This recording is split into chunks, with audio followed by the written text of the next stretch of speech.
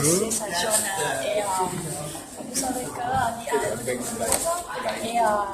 collège de management de l'Université Maribor soutient un projet de voyage en électrique et de Bangkok à Toulouse, imaginé par 3 étudiants de Grades.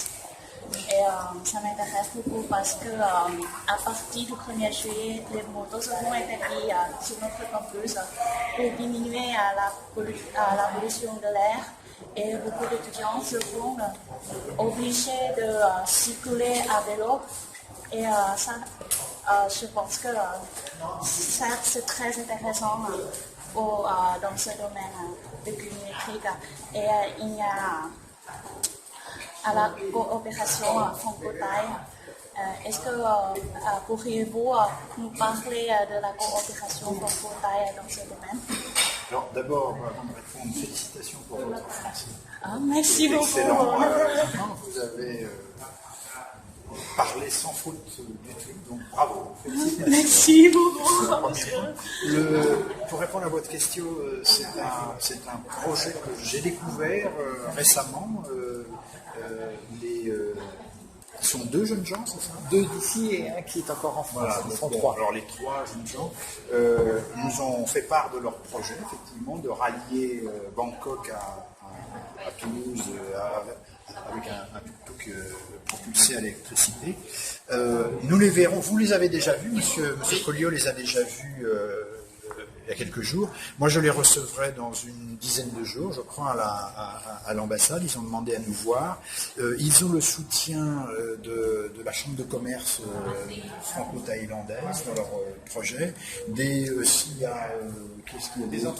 entreprises, de certaines entreprises, de l'université, naturellement. Donc, apparemment, et heureusement, c'est un projet qui recueille l'intérêt de la communauté d'affaires, d'abord. Je pense que ça va dans le sens de ce que je disais tout à l'heure, c'est-à-dire que la tendance est lancée.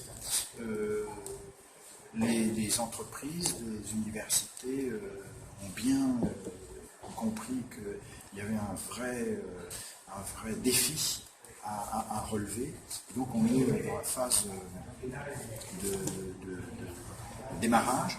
Je crois que c'est aussi important de noter que ce sont des jeunes, c'est-à-dire des gens comme vous, de votre âge, qui lancent ça, donc ils sont pleins d'enthousiasme, qui croient en ce qu'ils font. Et je pense que là aussi, c'est très bien qu'ils s'approprient cette dynamique et ce désir de contribuer au changement climatique. Nous allons voir ce qu'on peut faire.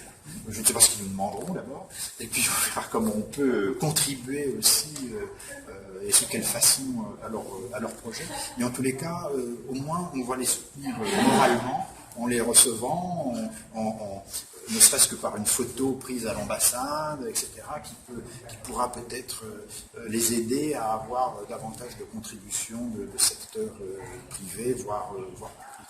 Donc on est à fond sur ce projet-là qui nous paraît effectivement très bien accompagner la préparation de la COP21, qui est une conférence diplomatique, mais qui a besoin, et c'est le souhait du gouvernement français, de l'appui de la société civile, des jeunes, des organisations non gouvernementales, des associations, etc., pour soutenir ce projet. Et le gouvernement français multiplie, encourage les manifestations. Il y a eu récemment dans le monde entier un débat planétaire avec la société civile, auquel presque 100 pays ont participé, avec encore une fois des citoyens lambda, comme on dit, des citoyens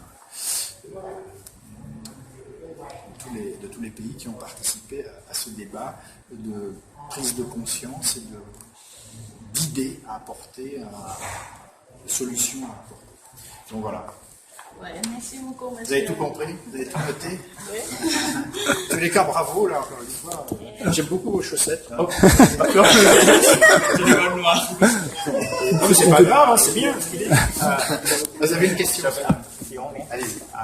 Monsieur l'ambassadeur, Bonjour. Pour les étudiants et les professeurs de la section de français qui n'ont pas pu assister à votre conférence en anglais, oui, pourriez-vous résumer le sujet de votre conférence En français? Oui, en 3 mots. En 3 mots? Je dirais... Et nous expliquer. en 3 mots aussi?